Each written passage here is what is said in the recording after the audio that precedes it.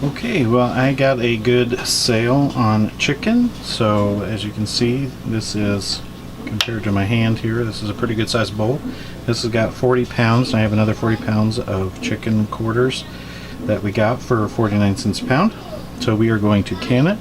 So stay with us and I'll show you my version of canning chicken.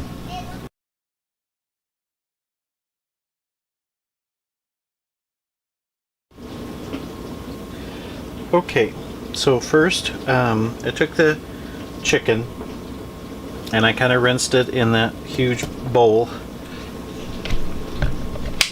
So now I have taken it, and the kids are getting ready for bed, so I decided to just go ahead and skin and cut in the leg from the thigh out. I left a few just to kind of show you how I did it. Again, I'm sure that there's a lot of different techniques, but this is just how I do it. It is way easier to have it done when it is frozen, but first I just kind of rip the skin off. Sometimes if it has this the tail on it, I just kind of cut it off first, but this way I just rip it. Okay, so I have my jars here. They're hot, so I'm just going to take my cold chicken.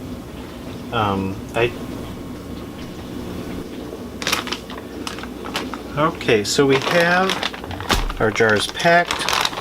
I just shoved them in there. As you can see, there's still a little air, but that's not really something I'm worried about. So what I do next is I just take some Himalayan pink salt, and I just put about a teaspoon in each jar.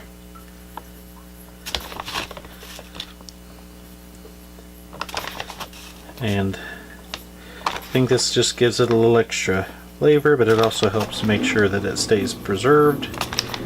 I don't like using table salt. I just, for something that I feel like, you know, if something was to happen and we needed to rely only on real food, not, you know, being able to go buy food in a natural disaster or an emergency, then at least, you know, this food has the nutrients and the micronutrients in them that we need. The iodine, the chromium, okay, my camera shut off halfway through.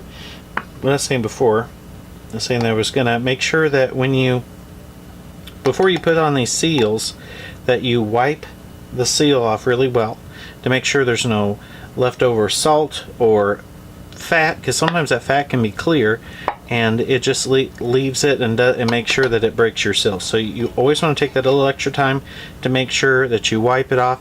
Some people take a little bit of vinegar and put it on their rag and wipe it off. It just depends on what I'm canning. For the meat, I just use a rag or a paper towel, and just to make sure that I wipe it 2 or 3 times, make sure it is clean and clear, and then I just screw on the lids really tight, making sure for chicken, for some reason, if you don't make sure you really crank down on these lids, the wide mouth jars don't seal real well, and I've had several fail on me because of that. So I've always just since then just made sure that I really crank down on the lids and make sure that they seal. So I'm going to set these now in my warm water, and then I'm going to slowly increase the temperature and then put on the lid and pressure cook them because they have the bone in and they're quartz, they have to for 90 minutes on 15. Okay, so these have cooked for 90 minutes. As you can see, they are still bubbling a little bit. That's what you want. So after I took them out, I set them, there's some spacing, and then you always want to make sure that you tighten them while they're still hot, as tight as you can. Get the lid back on, so that allows what pressure is still in there to continue kind of penetrating the meat, but it also allows for it to seal quicker, and it seals with a higher pressure. So these I got out a little bit ago and they have already started sealing. So